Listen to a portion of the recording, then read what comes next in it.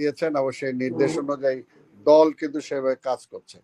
কাজে এটা বিএনপি যতটুকু করার বিএনপি করতেছে, কারণ আমরা জানি যে আমাদেরকে একটা নির্বাচন ফেস করতে হবে। আর এর আগেও যেটা বলছি যে বিএনপি কি নির্বাচন ছাড়া ক্ষমতায় যাওয়ার কোনো সুযোগ আছে? নাই তো।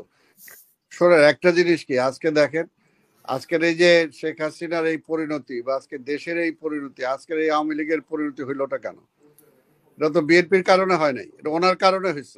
যখন আপনি মেজর জলিলকে স্বীকার করেন না, যখন আজকে জিয়া রহমানকে স্বীকার করেন না, যখন অন্যান্য মুক্তিযোদ্ধা যারা আছে তাদেরকে স্বীকার করেন না, তো সবাই মিলে যদি বলে তোমার বাবারই স্বীকার করি না, তাহলে ক্ষতিটা কার?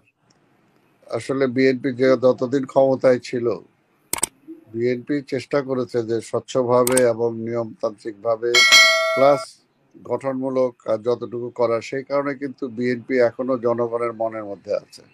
এবং সেই কারণে কিন্তু আওয়ামী লীগ এটা স্বচ্ছ নির্বাচন দিতে ভয় পাইছে, যে নির্বাচন দিলেই বিএনপি ক্ষমতায় চলে আসবে, এবং তারা পরিষ্কার বলছেও।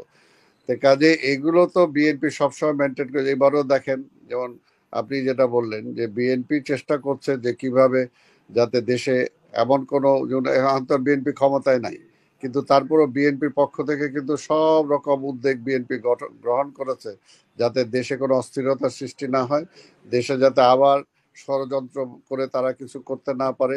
এবং এই যে আমাদের হিন্দু ধর্মের উপরে বিভিন্ন রকম ঘটনা তারা ঘটায় বিদেশি দৃষ্টি আকর্ষণ করার চেষ্টা করছে। এগুলো কিন্তু সব হলো যে আওয়ামী লীগের প্রচেষ্টা। বিএনপি এখানে কে কোথায় জড়িত ছিল না বা ওরকম কিন্তু কোনোই নাই। কিন্তু আজকে দেশে যে চাঁদাবাজি বলেন, দখলবাজি বলেন, এগুলোতে পরিষ্কার বিএনপির পক্ষ থেকে একদম নির্দেশ দেওয়া হয়েছে। এবং কোথাও কোনো গোলযোগ সৃষ্টি হলে সেই ব্যাপারেও বিএনপি কোনো অ্যালাউ করছে না। কাজে বিএনপি যতটুকু দেখানো সেটা তো আমরা দিচ্ছি।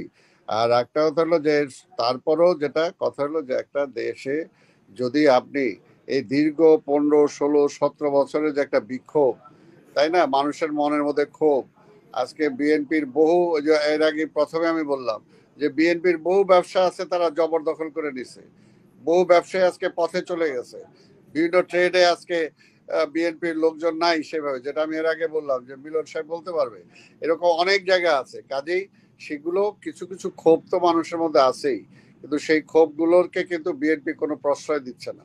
আমরা পরিষ্কার বলছি যে না, এখন এগুলো কোনো কিছুই করা যাবে না, একটা নির্বাচন আমাদেরকে করতে হবে, এবং নির্বাচনের মধ্য দিয়ে আজকের এই যে পট পরিবর্তন যেটা হয়েছে সেটা আবার গণতন্ত্রটা ফিরে আনলে আমরা চাই সবাই, ব্যবসায়ীরাও যাতে ব্যবসা করতে পারে, অন্যান্য অঙ্গনে যারা আছে তারাও যাতে তাদের কার্যক্রম ঠিক মতো করতে। আমরা তো কাউকে বলি নাই যে না সাংবাদিক কিছু তার জব করতে পারবে না, ব্যবসায়ীরা তার ব্যবসা করতে পারবে না, ওই খেলাধুলা হবে না, বইটা হবে না, আমরা তো এটা বলি নাই। আমরা বলছি সবই চলবে, তবে এগুলো যেগুলো তারা রাজনৈতিক কারণে সবকিছু সবকিছু তারা সিজ করেছিল, সবকিছু তাদের দলীয়করণ করেছিল, সেই দলীয়করণের বাইরে সেটাকে আসতে হবে। এবং সেটার জন্য বিএনপির আমাদের চেয়ারপারসন দেশনেত্রী বেগম খালেদা জিয়া এবং আমাদের ভারপ্রাপ্ত চেয়ারম্যান দেশনায়ক তারেক রহমান, আপনারা দেখছেন যে সব বারবার বারবার উনি নির্দেশ দিয়েছেন, এবং সেই নির্দেশ অনুযায়ী দল কিন্তু সেভাবে কাজ করছে।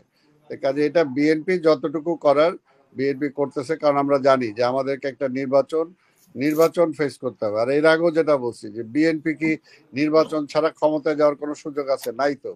আর নির্বাচন মানে কি, আমরাই বলছি যে ফেয়ার নির্বাচন, অর্থাৎ জনগণ ভোট দিতে পারে। তা কাজেই জনগণকে ক্ষতিগ্রস্ত করে বা জনগণের মনে ব্যথা দিয়ে কি বিএনপি ক্ষমতায় যেতে পারবে?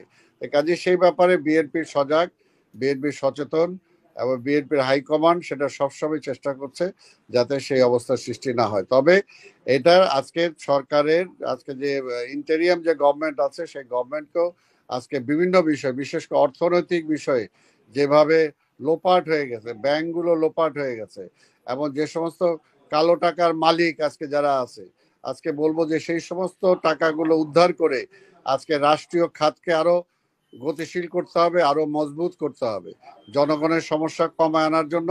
আমরা জানি যে আজকে 1-2 বছরের বাজেট করার মতো টাকা আজকে আওয়ামী লীগের বহু লোকজনের কাছে আছে। কাজেই সেই সমস্ত রাষ্ট্রীয় কোষাগার খালি করে যারা করছে সেই সমস্ত টাকা পয়সা ধন সম্পদ গুলো সেগুলো উদ্ধার করতে হবে। ব্যাংক খালি করছে, যারা আজকে ব্যাংকের থেকে টাকা নিচ্ছে সেই টাকা দেয়া লাগে না। এটা আজব একটা দেশ বাংলাদেশ। এটা মধ্যবিত্ত যারা আছে, নিম্নবিত্ত যারা আছে, তার যদি 10 টাকা লোন থাকে বা 10,000 টাকা বা 1 লাখ টাকা লোন থাকে, তার কিন্তু বাড়ি ক্রোক হয়ে যাবে।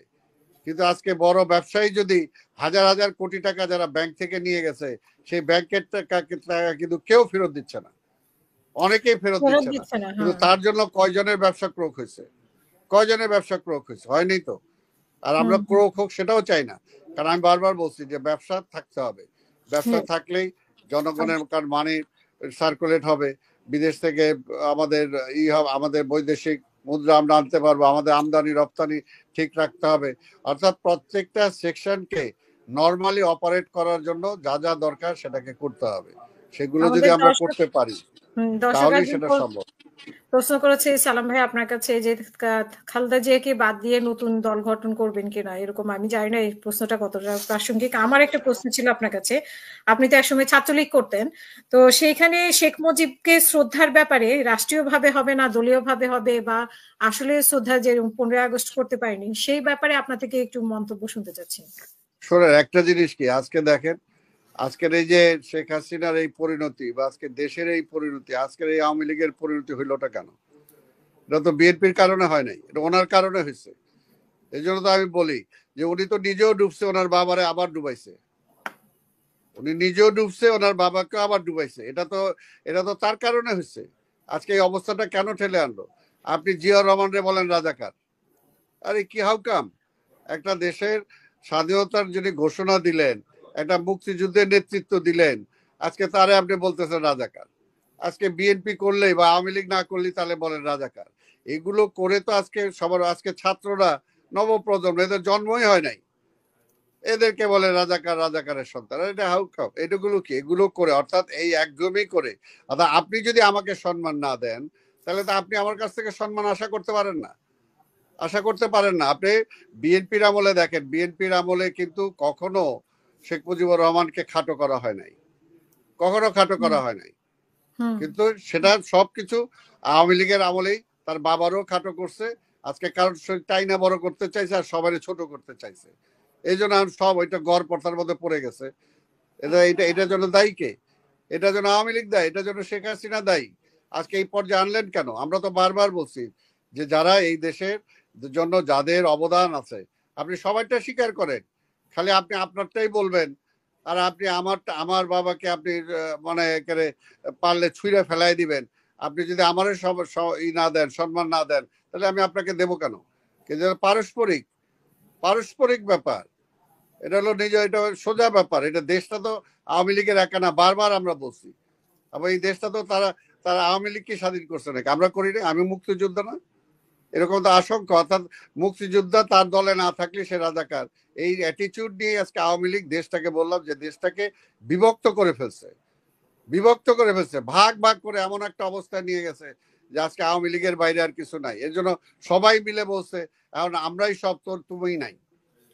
কিন্তু সোজা কথা, আজকে তার বাবার অবদানটা তো আওয়ামী লীগ নষ্ট করেছে। যখন আপনি মেজর জলিলকে স্বীকার করেন না, যখন আজকে জিয়া রহমানকে স্বীকার করেন না, যখন অন্যান্য মুক্তিযোদ্ধা যারা আছে তাদেরকে স্বীকার করেন না, তো সবাই মিলে যদি বলে তোমার বাবারই স্বীকার করি না, তাহলে ক্ষতিটা কার? ক্ষতিটা কার হলো? ক্ষতিটা তাদের হলো। কাজী সবাইকে স্বীকার করতে হবে। আপনি মাওলানা ভাসানীকে স্বীকার করবেন না, আপনি কাউরেই স্বীকার করবেন না, তাহলে খালি আপনি একাই সব।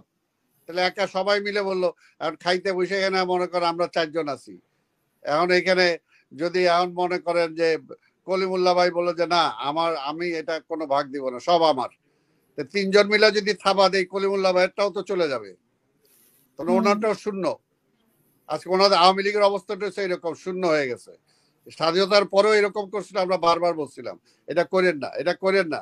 যখন সবাই মিলে থাবা দিছে, তখন শেখ মুজিবুর রহমানের অবদানও ডাউন হয়ে গেছে। এর জন্য যার যার অবদান দেয়া শিখতে হবে যদি আপনি চান।